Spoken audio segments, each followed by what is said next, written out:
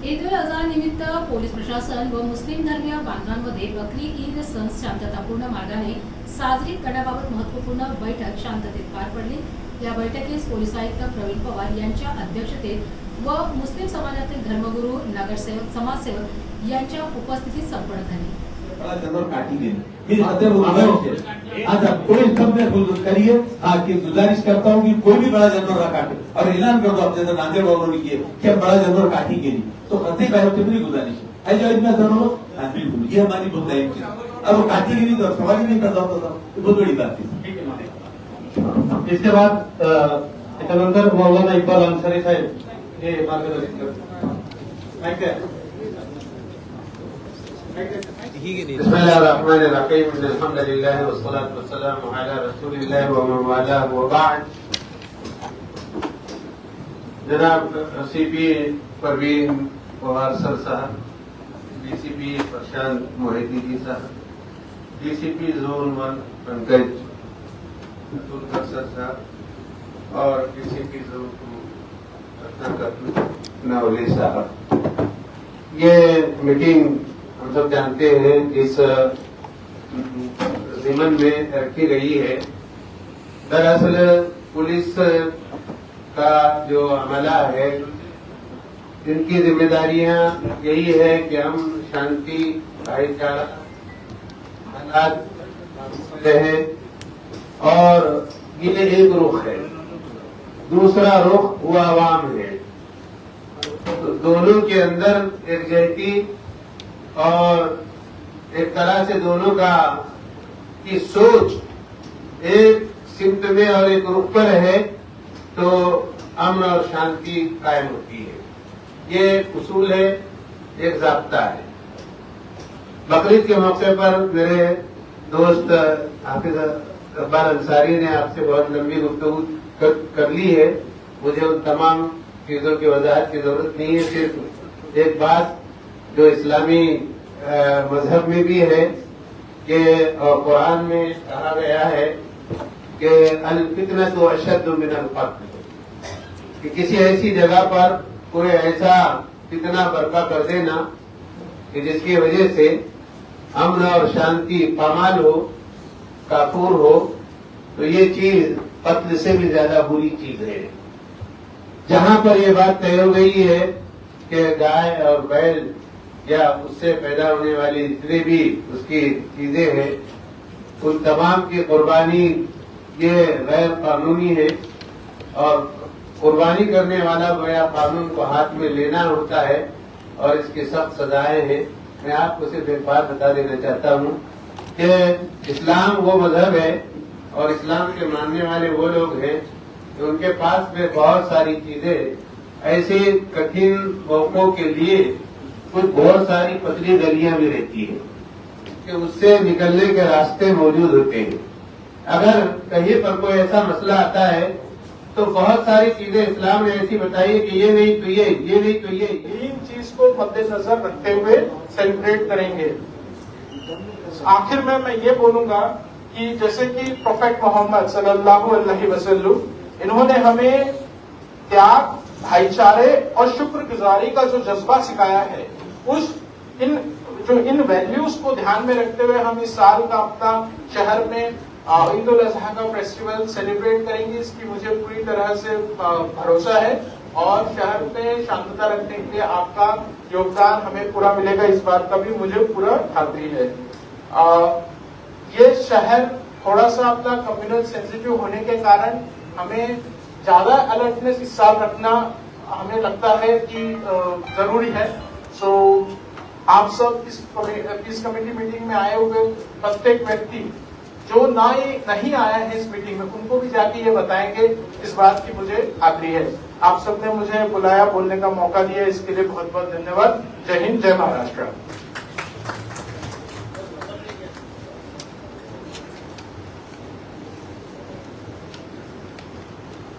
यानंतर आपल्या शहरात नवीन नियुक्ती झालेले पोलीस उपायुक्त पुणे म्हणून मोहिते साहेबांची नियुक्ती झालेली आहे। ते आता आपल्या शहरात आयुक्तालयात हजर झालेले आहेत। त्यांना विनंती करतो की त्यांचा खूप मोठा अनुभव आहे. मुंबई, नवी मुंबई, मालेगाव या संवेदनशील शहरात त्यांनी काम केलेलं आहे.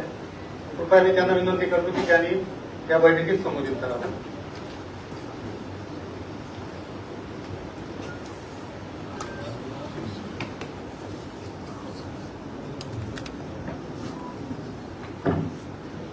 आदरणीय पोलीस आयुक्त, आमच्या विनंतीला मान देऊन या बैठकीसाठी आलेले सर्व मान्यवर, माझे सर्व सहकारी पोलीस अधिकारी, 23 तारखेला मी छत्रपती संभाजीनगर शहर येथे बदलीवर रुजू झालेलो आहे आणि पोलीस आयुक्त यांच्या आदेशाप्रमाणे मी पोलीस उपायुक्त गुन्हे या पदाचा कार्यभार नवले साहेबांकडून मी स्वीकारलेला आहे.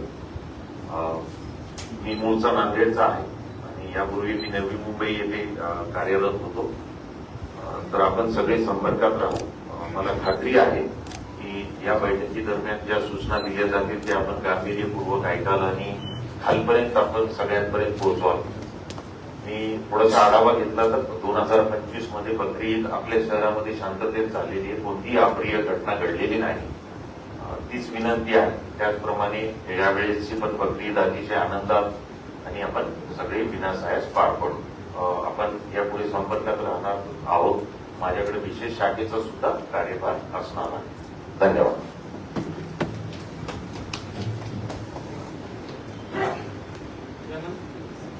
यानंतर सगळ्या शहरातल्या संवेदनशील पोलीस स्टेशनच्या परिमंडळ 2चे नवनियुक्त आणि आपल्या सर्व परिचित असणारे डीसीपीसी नवले सर हे या बैठकीत संबोधित करतात.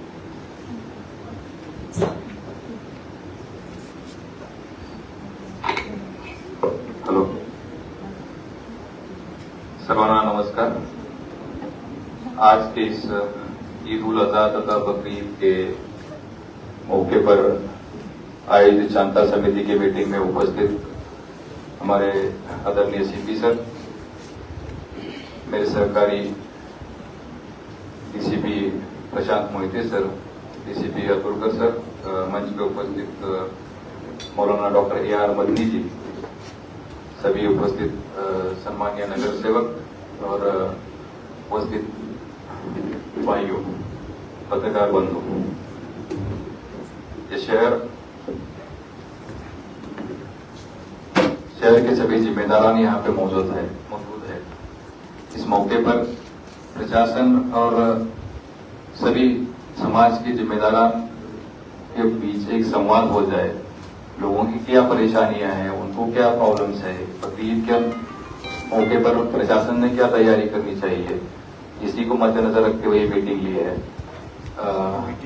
इसके पहले ही प्रशासन की आवश्यक तैयारियां शुरू हो जाती है. जैसे कि पुलिस पार्ट पे जो हमारे यहाँ पे जो प्रीवियस टाइम है उसके ऊपर शहर के सभी जिम्मेदार मौलाना जी ने पिछले 2-3 दिन पहले आयुक्तालय में आके एक अच्छी मीटिंग हुई. उन्होंने आह्वान भी किया है सभी लोगों को और जांचा है और मुझे खातरी भी है कि आप सभी लोग उसका अमल करेंगे और जिस चीज को पाबंदी कायदे से उसकी कुर्बानी नहीं देंगे. और मुझे बिल्कुल भरोसा है कि आप और हम मिलकर ये बकरीद का त्योहार बहुत अच्छी तरीके से और बड़ी शांतता और अमन के तरीके से हम उसको मनाएंगे. और आप सभी को पुलिस प्रशासन की तरफ से बकरीद की बहुत बहुत शुभकामनाएं. Thank you. जय हिंद, जय भारत. यानंतर मी मनपाचे डॉक्टर शाहीद सरांना विनंती करतो की त्यांनी मनपा प्रशासनातर्फे बकरीदची आपण काय तयारी झाली आहे हे सांगा. माहिती आहे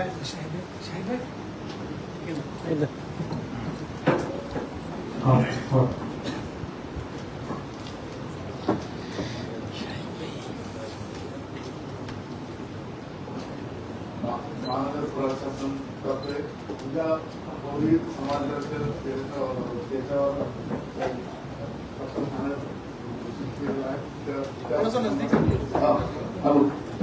त्या संदर्भात साफसफाई पाणी पुरवण्यात निश्चय केले उद्या आहे. त्यानंतर 28 तारखेला आपल्या महानगरपालिकेचा अद्यावत कतलखाना कोडेगाव येथे बनवण्यात आहे, ज्यामध्ये म्हैस वर्ग आणि जे त्या संदर्भात येईल.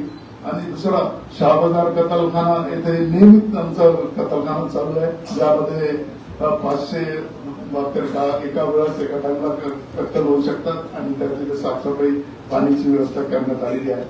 तसेच इतर ठिकाणी पण पाण्याची व्यवस्था आणि कारण महानगरपालिकेकडून केली जाते. पाणी पुरवठावाला कोण आहे तुमचं? पाणी पुरवठा आपलं आमचे झोनचे पण आहे. तुमचे मुख्य प्रश्न पाण्याचा आहे आणि तुम्ही कचऱ्याच्या गाड्या ज्या आहेत वेस्टेज उठवू नये ज्या ठिकाणी कॉलनीमध्ये वस्तीमध्ये जिथे जिथे होईल कारण की प्रामुख्याने प्रश्न पाण्याचा आणि वेस्टेज उठवण्याचा बरोबर आहे. आणि ते दोन्ही विषय तुमच्याकडे आहे. आता महानगरपालिका आयुक्तांशी बोलणं झालेलं आहे त्याची तयारी सांगा चालू. पाण्यासंदर्भात भांबरे म्हणून आमचे वॉटर इंजिनियर आहेत त्यांच्या संदर्भात झालेलं आहे आणि घनकचऱ्याची माननीय कमिटी साहेब बैठक घेऊन संयुक्तांना निघणारं चारड आणि करण्यात दिलेलं आहे. यानंतर पशुसंवर्धन विभागाचे अधिकारी यांना मी विनंती करतो. मी डॉक्टर नानासाहेब कदम, जिल्हा पशुसंवर्धन उपायुक्त, छत्रपती संभाजीनगर. आदरणीय सीपी सर, पोलीस प्रशासन आणि जमलेले सर्व नागरिक, बकरी ईदच्या संदर्भामध्ये पशुसंवर्धन विभागाचा रोल देखील महत्वाचा आहे. कारण पशुसंवर्धन विभागाकडून कत्तलपूर्व तपासणी प्रमाणपत्र घेतल्याशिवाय कोणालाही आपल्याला कत्तल करता येत नाही. आणि आताच महानगरपालिका प्रशासनाने सांगितल्याप्रमाणे ज्या ज्या ठिकाणी त्यांनी कत्तलखान्याची ऑर्डर काढलेली आहे ते दाऊदपुरा, पडेगाव, शहाबाजार, वार्ड क्रमांक 913 या ठिकाणी कत्तलखान्याची त्यांनी जी व्यवस्था केलेली आहे. मी थोडा याच्या संदर्भामध्ये सांगतो की तुम्हाला कोणत्या जनावरांना कत्तलपूर्व तपासणी प्रमाणपत्र देण्यात येईल. तर आपण जे पशुचं कुर्बानी देणार आहेत म्हैस किंवा म्हशीचे पारडे यांची भारत पशुधन प्रणालीवर ऑनलाईन नोंद असली पाहिजे. कारण आता पशूंना सुद्धा 12 अंकी क्रमांक देण्यात आलेला आहे नॅशनल डिजिटल लाईव्हस्टॉक मिशनच्या माध्यमातून. तर तुम्हाला कत्तलपूर्व तपासणी प्रमाणपत्र घेण्याच्या पूर्वी त्या पशुधनासाठी हा क्रमांक असणे अत्यंत आवश्यक आहे. कारण प्रमाणपत्रावर हा क्रमांक तपासणी करणाऱ्या डॉक्टरांकडून लिहिणं त्यांना बंधनकारक केलेलं आहे. त्याच्यामुळे सर्व आपण जे कुर्बानीसाठी आणणार आहेत त्यांना 12 अंकी क्रमांकाचा बिला त्यांच्या कानात असणं अत्यंत आवश्यक आहे. तसंच थोडी कायद्याची लँग्वेज असल्यामुळे मी जसं तसंच सांगू इच्छितो की 4 मार्च 2015 पासून महाराष्ट्र प्राणी रक्षण अधिनियम 1995 लागू करण्यात आला असून सदर सुधारित सद्यस्थितीमध्ये सर पूर्वतयारी म्हणून आपण बायजीपुरा सबस्टेशन मध्ये 10 बेडचा पॉवर ट्रान्सफॉर्मर बसवलेला आहे. त्याच्यामुळे ओव्हरलोडिंगचा बराचसा इश्यूज होता नारेगाव, नवापुरा आणि निजामुद्दीनच्या परिसरातला तो बऱ्यापैकी कमी झाला. तसाच आपण मागच्या शुक्रवारी 10 बेडचा पॉवर ट्रान्सफॉर्मर हासूरला दादावाडीला बसवलेला आहे. त्यामुळे ओव्हरलोडिंगची समस्या आता बऱ्यापैकी कमी झालेली आहे. डीपीसी लेवलला म्हणजे डिस्ट्रीब्युशन ट्रान्सफॉर्मर आपण डीपी म्हणतो तो डीपी साठी आपल्याकडे आता अशी तयारी केली की आपण आपल्याकडे 20 एजन्सीज तयार करून ठेवलेल्या आहेत. एक समन्वय कक्ष आपण स्थापन केलेला आहे शहर विभाग क्रमांक 1 आणि शहर विभाग क्रमांक 2 याच्यासाठी एक स्पेशल कक्ष स्थापन केलं. त्याच्यामध्ये आमच्या 300 कर्मचाऱ्यांची ड्युटी लावलेली आहे. कुठल्याही तांत्रिक कर्मचाऱ्यांना सुट्टी दिलेली नाही आणि त्यांच्या सुट्ट्या आम्ही कॅन्सल केलेल्या. विशेष ट्रेनची व्यवस्था केलेली आहे कारण बऱ्याच वेळेला ट्रेनच्या उपलब्धतेमुळे डीपी बदलायला वेळ लागतो. त्यामुळे आपण त्यासाठी प्रत्येक ठिकाणी 4-4 ट्रेनची व्यवस्था केलेली आणि या ट्रेन्समुळे ट्रान्सफॉर्म लवकर बदलण्यात मदत होईल. माझ्यासोबत माझे सहकारी देशमुख साहेब कलेक्ट विभाग क्रमांक 2 आणि माझी पूर्ण टीम त्यासाठी सज्ज. धन्यवाद. जिल्हा पोलीस विभागातर्फे एकच विनंती आहे की वगैरे ईद असली तर गैरसमज पसरवणारं कंटेंट जे आहे ते ऑनलाईन सोशल मीडियावर टाकलं जातं. पोलीस विभागाला विनंती आहे की त्यावर विशेष करून सायबर क्राईम विभागाने कृपया ती नोंद घ्यावी की त्याच्यावर लक्ष घालावं. विशेष करून समाजाविषयी हे लोक असं करतात तसं करतात. एक जबाबदारी त्यांची आहे आणि एक नागरिक म्हणून एक जबाबदारी आमची आहे की आम्ही ते गैरसमज दूर करण्याचे प्रयत्न करतो. आमचा कॉल सेंटर आहे मराठी, हिंदी, इंग्रजी, तेलुगू, बेंगॉली, ओडिया अशा 7 भाषांमध्ये कस्टमर केअरच्या धर्तीवर आम्ही गैरसमजुती दूर करतो. 1800-572-3000 हा आमचा हेल्पलाईन नंबर आहे. काही गैरसमज असेल त्याच्याविषयी नंबर एकदा पूर्ण रिपीट सांगा. 1800 हे आमचे जे विजिटिंग कार्ड आहेत ते देऊन टाकायचे आणि बाकीच्या द्यावे. तर विशेष करून हा जे आपल्याविषयी किंवा काबागृहाविषयी किंवा अशाविषयी गैरसमज होतो. दुसरं आम्ही हज फक्त ईद म्हणजे फक्त बकरं कापणं एवढंच मर्यादित आहे. तर आम्ही हज यात्रा वगैरे पण एक प्रकार असतो. तर हज परिचय वगैरह जैसे प्रोग्राम भी हमने मुनक्किद करने चाहिए. जैसे किताबें हज परिचय, तो क्या है कि समाज के अंदर लॉ एंड ऑर्डर, कायदा और सुरक्षा का जो है प्रॉब्लम नहीं होगा. धन्यवाद. आमचे पीआय साहेब आपल्या संपर्कात राहतील. आमच्याकडे 24/7 सोशल मीडिया ऑपरेशनची टीम असते. तरी आपली मदत मिळाली तर आम्ही खूप धन्यवाद राहू. यानंतर मी मौलाना इक्बाल अन्सारी साहेबांना विनंती करतो की त्यांनी या बैठकीत संबोधित करावं. हम तुम्हारी सब सूचना पहले इसने ले लेना. देखो बाकी के डिपार्टमेंट को हमने पहले ही बोलने के लिए बोल दिया, तो सूचना तो कब क्या आएगी. नहीं है तो पानी की है और कचरा उठाने की और लाइट की है वो करा